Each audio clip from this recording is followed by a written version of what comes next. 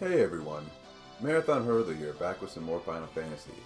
Last time we did quite a lot, which all culminated in us finally getting our class change, which you'll see right here. Off screen I went ahead and did some grinding as I said I would. I got everyone up to level 20. I also rearranged my equipment. Now that Zidane is a ninja, he can basically equip just about every piece of armor or weapon in the game, so that'll really help our versatility there, and we can finally put to use some of that equipment that's just been sitting around in our inventory for so long. In addition, we have Penelo, who hasn't really upgraded her equipment too much, but I did get a Mithril Hammer and Ruby Armlet, and Ramsa's not going to be wearing too much, and neither is Palom, but that's okay. One thing I did off screen, which I said before I was going to do on screen, is I gave my magic users all the magic that they could pick up at this point. And so you can see here for Zidane, he can access level 1 through 4 magic. If you class change at level 10, he can't actually equip any magic. I think you have to get to like 14 or 15 before you can actually start putting magic on him. But the big spells you want are Temper and Haste. Everything else doesn't really matter. I just picked some spells that I thought might be useful, but I'm not going to use basically any of these. And even if I want to change, because remember there are 4 spells per tier here, I can always just change it later. And then I'll show off the White Wizard and my Black Wizard. And in terms of where you get the spells, in case you need a reminder, you get level 1 spells in Cornelia, level 2 in Provoca, 3 and 4 Elf, level 5 at Melmond. We get level 6 at the Crescent Lake, the city of Crescent Lake, once we get a chance, once we actually can access that. 7 and 8 tier spells will come later. And then my Black Mage, as you can see here, upgraded his spells a bit as well. And again, if you want to change your spells, you can always discard one and buy one. Money isn't going to be a problem that much moving forward. Another thing that I'm going to be doing, since I'm already running into a battle right now, is I'll start showing off battles on screen, but I'm only going to show off any enemy one time. So I'm not going to be showing off all the random battles that I run into, just because I can imagine that would be a bit of a pain. So I'm not going to do that. Instead, I'm going to show it once. Once you've already seen it, I'm just going to edit it out from there. And then, let's see, was there anything else? Oh yes, one thing that you can kind of obviously see here, which is different than what I've done in previous videos, is that I've switched Penelo and Ramsa in my battle formation there. The White Mage in this game / White Wizard really gains HP at a pretty rapid pace, and I don't think this is even the cave I wanted to go into. I don't know why I did that. I'm pretty sure this one's empty.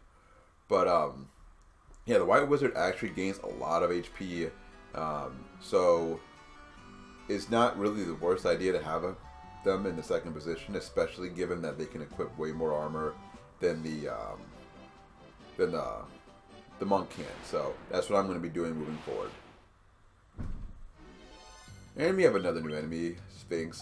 These guys before used to be a major pain in the butt because we couldn't do much to defend ourselves against them, and also it was really hard to run away from them for some reason. But that shouldn't be a problem anymore because now we can actually fight them. And for the most part, the battle strategies throughout the game here are going to be pretty standard. I mean, it's like you use your best attacks, you use your magic, have Penelo heal because she can't really do much in terms of physical attacks or magic attacks at this point. So that's going to be pretty straightforward. But I figured I'd at least show off that, hey, I am actually fighting battles now, and give you a taste of what the power of this growing team is going to be moving forward. And what else? There's something else I wanted to mention about the battles at this point. Oh yes, Ramsa is not going to be super powerful at this point. He's starting to get there, but as you can see, his damage is still lagging a little bit, and that'll change soon enough, but not quite yet. Now, some of these caves, and I'm really not starting this video off on the greatest note right now, but some of these caves actually have treasure, which is why I'm flying around here. And I don't think I can land on any of these spots, because this first cave, once I can actually land, I'll show off at this first cave. This is not actually one of the dragon caves. This is instead one of the optional dungeons that you can go into. But as you can see, there's a statue there that prevents us from going in, and that's the statue for the next dungeon that we're going to be visiting shortly, but not quite yet. But I believe this is the cave that finally has some stuff that we can pick up. If I finally did it right.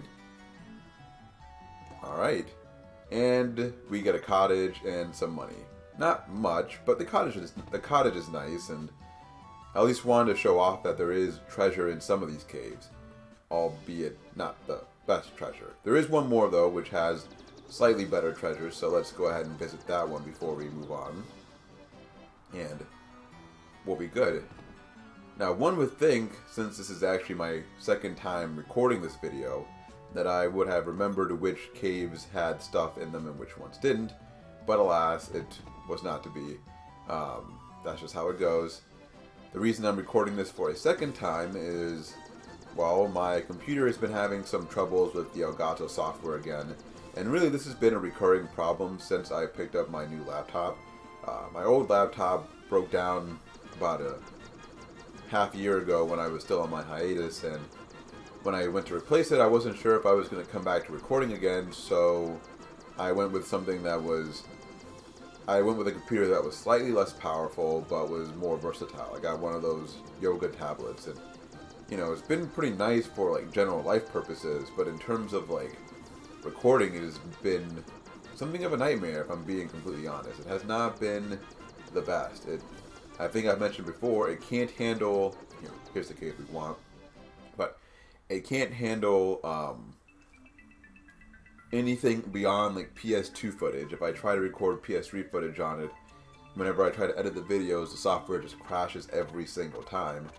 And then it randomly decides it doesn't want to record any videos at all, and then I have to remove the software from my computer and then re-download it, which is just a pain. So... but that's life, I suppose, and eventually, if I am going to commit to recording over a longer period of time, I'm going to want to upgrade my laptop, but I'm going to have to wait on that. Unfortunately, I don't have a ton of funds right now. That'll change, hopefully, later this year. I'm going to have some extra income coming in on some research jobs I'm going to be doing, but for now, I'm kind of stuck with what I've got, so... hopefully this recording goes through, because I would really hate to have to record the same video a third time. But anyway, the place that we are in now is Mount Gulug, and this is where we're going to be activating the second crystal, which, as you might guess, is the fire crystal. Alright, so these are also new enemies, so I'll show this off. Now, as you can imagine, most of the enemies here are going to be weak to ice, so we're going to be using that to our advantage. One thing that you can also use to your advantage, which is kind of interesting, is that the ice armor that we received from the ice cavern there is actually going to be very useful in preventing fire damage. And so it seems like that shouldn't be the case, but let me see if it actually shows you what it does here. So it says it's infused with the power of ice, which is basically your hint that it prevents fire damage. Now, how useful that is, given that most people go to the ice cavern after the fire cavern is up for debate. And no, your eyes don't deceive you. I definitely walked right back into a forced encounter panel. Oh well. But, yeah, so... what was I talking about? I was, oh yeah, the ice armor. The way that works is, or with the ice cavern, most people go to the ice cavern after the fire cavern, so it's not that useful. But we will be picking up some flame mail here, some flame armor here, which I suppose if you were doing things in order, that would be really useful for the next dungeon. So, not a complete loss, just kind of interesting there. So regardless of which one you choose to go to first, you'll get armor for the other, but you have to walk through at least one of the dungeons without adequate elemental protection. So yeah, like I said, kind of interesting there, but alright.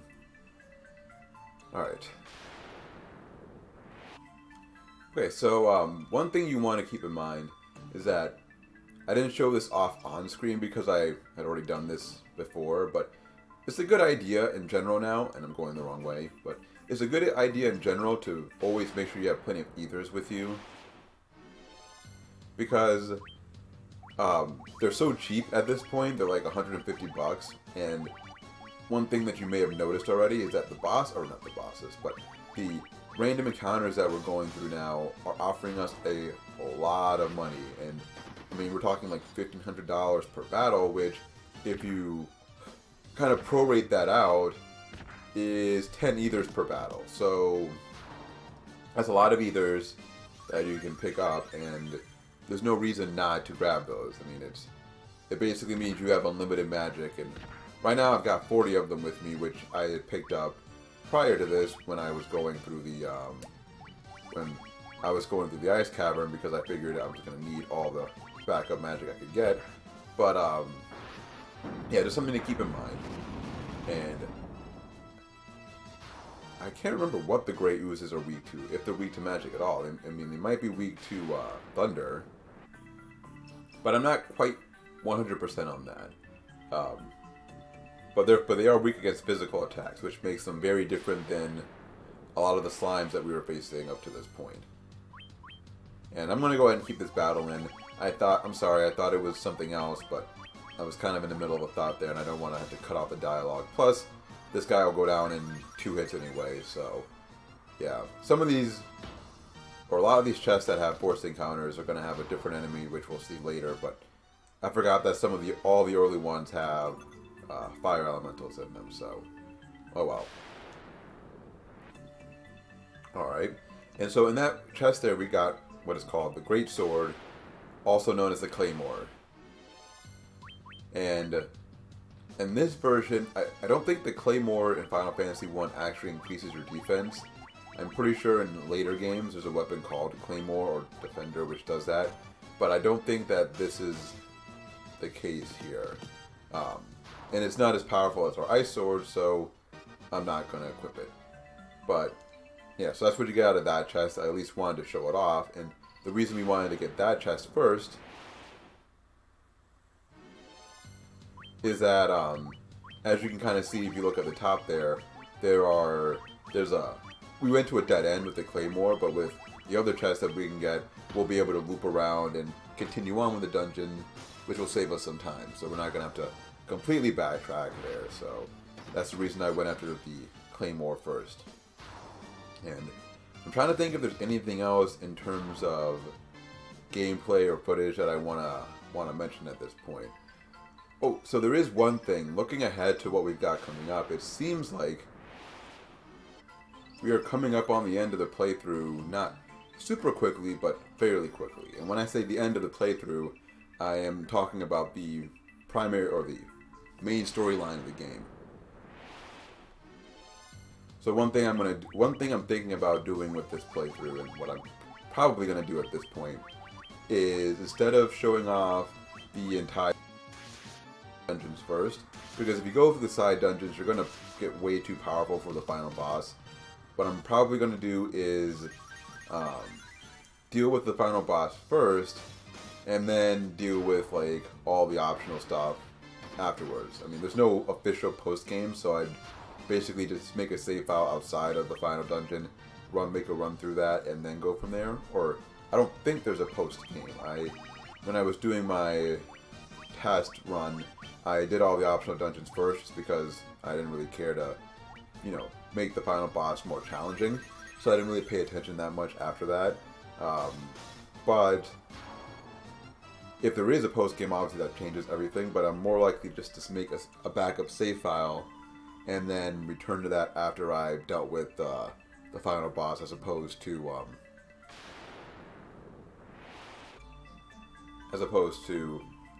setting up or trying to do the optional dungeons first. Alright, and out of these chests we get some gil. Not great, but again, that's like 10 ethers, as I'm going to repeat quite a bit. In truth, I'm not actually going to repeat it that much, but money won't really be a problem for us moving forward, so. At this point, you should basically be fighting every encounter you get a chance to. The money is great, and in terms of experience, you're going to get a fair bit of experience, which will be helpful in terms of keeping your levels up. I mean, this is one of those games where, or this version of the game is such that you don't need to do as much level grinding, just like in general, but it doesn't. But I mean, if you fight all the battles that you come across, then you're going to get enough experience. That battle didn't really give a good example, but there are enough enemies that are giving you like 4 digits worth of experience that, you know, there's no reason not to fight. And yeah, that'll basically take care of our money troubles and also deal with any potential experience issues that we might have moving forward. I'm not sure how much more grinding I plan to do at this point. I think we should be able to take on the next couple of dungeons without needing much more grinding than we've already done at this point. But I might look into that off screen, and I might try running through a dungeon just to make sure I'm not going to run into any problems.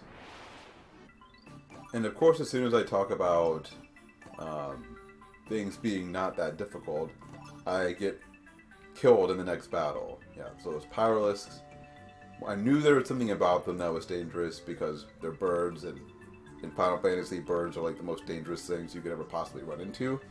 But what happened there was the used, what's it called? Their stare ability or gaze.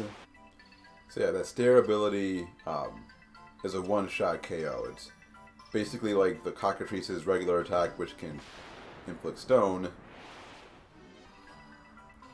but more annoying because dealing with death is just more annoying in general. But oh well. And unfortunately, now like Zidane, who was the one who took the hit there, is off in terms of experience compared to everyone else, which is kind of a pain. It does kind of bug my sensibilities, but oh well. I'm not going to re-record just because Zidane is a little bit off in terms of experience. Anyway, as you saw on that one floor that I was just on, just head to the right. There's nothing to the left except a dead end, so no reason to do that. And then on this floor, also no treasures, just head for the exit. And then on our 6th floor here, or not our 6th floor, the 3rd basement floor, because we went back up a level here. Here, just head straight for the exit. One thing about the lava, which I have not mentioned to this point, every step you take drains you of 1 experience, but then you also don't run into any random encounters when you're on the lava. So that's pretty nice, I guess. As you can see, I'm kind of avoiding encounters just because I want to make sure I get this recording done without my computer like just going crazy on me and shutting down. But yeah, so that's the nice thing about the lava there. And now we are back on the 4th floor of the basement. This is the 2nd to last floor of the dungeon, and there's going to be quite a few treasures that we want to pick up here. And that was the first encounter there against the lava worm. I'm going to avoid that panel this time, and I actually need to use an either real quick before we move on. A couple of them actually would be wise. But as you can see, our stats are really starting to take off here. We have Penelo, her HP is quickly outpacing Ramza, and I think, yeah, so Ramza is actually closer to our Black Wizard at this point than he is to our White Wizard, so there, such is life. Now, from here, there's going to be a fork that shows up pretty quickly, and we're going to want to take the left path there. We want to explore the northern portion of this area before we go to the south, because there's a dead end to the north, but then you can get some treasures along the way. Now, one thing I also know about this dungeon is that the what is it? There are some duplicate treasures here, as there are in most of the dungeons in the game. However, unfortunately, I don't know at this point which ones are the duplicates, so I'm going to pick them up as, you know, my first chance to do so, because I don't know which ones I'm going to have a chance to get later, unfortunately.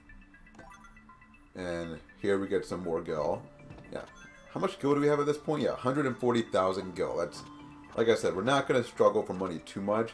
Now, the magic spells that we're going to want to pick up soon will cost a lot of money, so that's going to be one spot where we might run up against money trouble.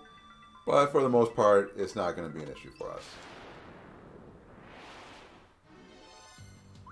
And I don't think I've shown this guy off, so I'll go ahead and show him off.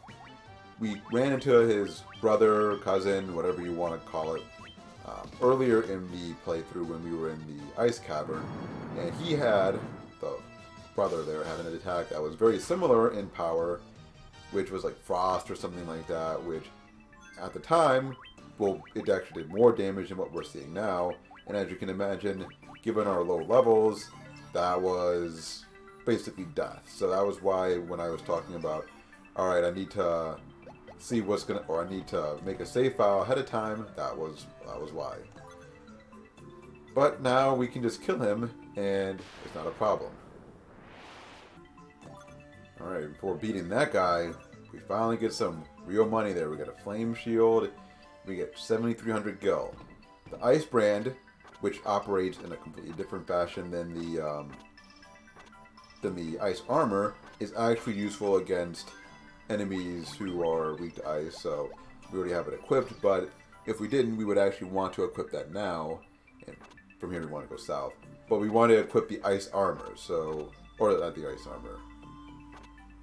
Oh yeah, we want to equip the ice armor too, so for this dungeon we want to equip the ice armor and the ice. No, yeah, so I guess that is right. Yeah, you always want to equip, for some reason in my head it wasn't lining up there, but that's, I guess, like most things in my head. Speaking of things in my head, on a personal note, and those chats were basically worthless, but what can you do? But on a personal note, some big news. I finished up my work for my master's thesis this past week. I defended it to my master's committee, or yeah, my thesis master's committee, whatever you want to call them, and they passed it with only optional or recommended comments as opposed to mandatory comments. So the way it basically works is you work on your thesis for however long it takes you to do that, and then you send it out to your committee, and they read it, and they basically come back to you and say, all right, this looks good, and you can just go ahead and turn it in, or they say, you know, this looks pretty good.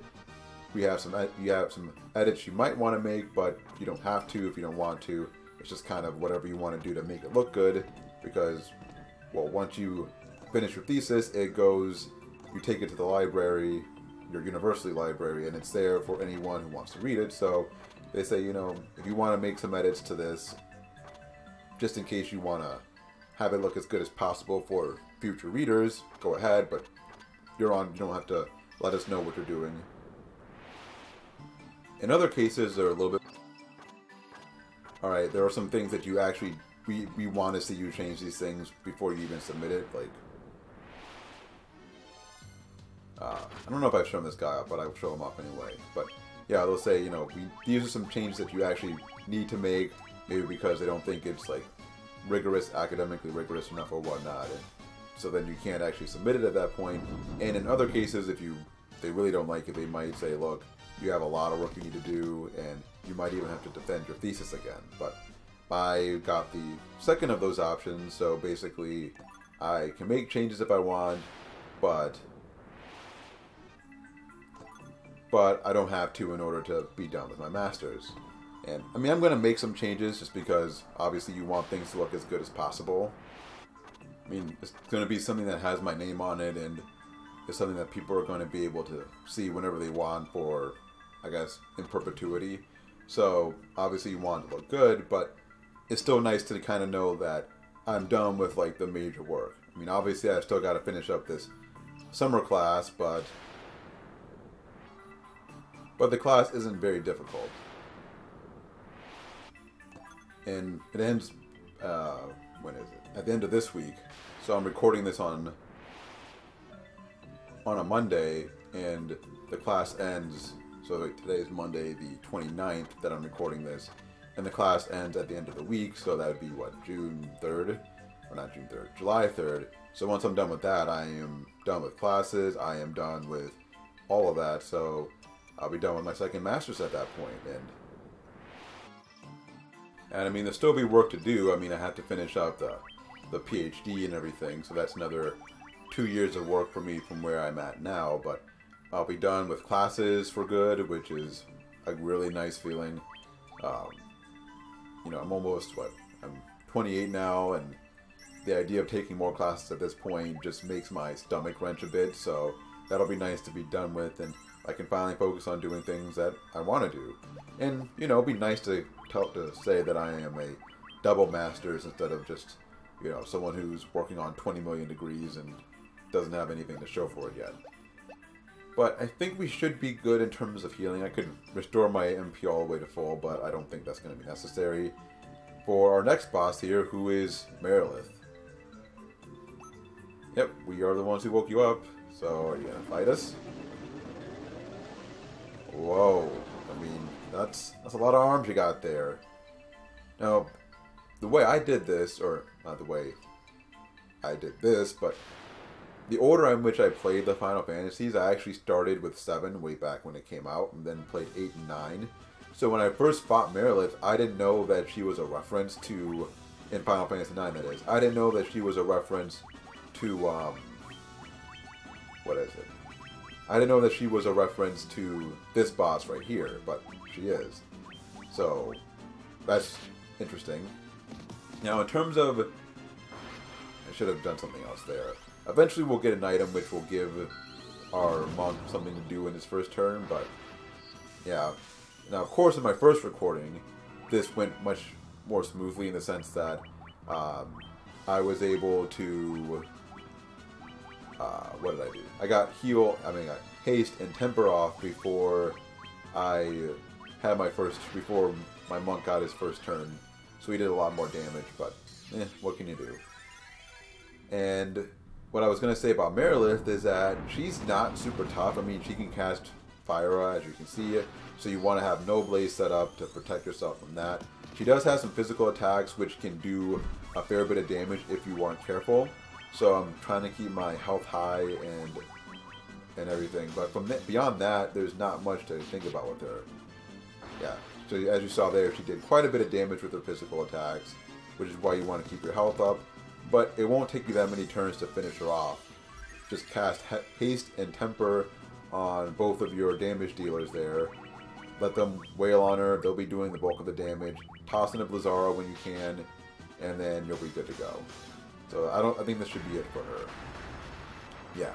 Most of the bosses at this point in the game are going to go down in just a couple of turns. Just a simple haste, temper, and then supplementing that with some magic damage and keeping your party healed up is going to be how most boss battles work from this point on, which doesn't do much for variety, but, you know, that's life. What can you do? But now we have activated the second crystal, and we're going to do our little celebration dance here.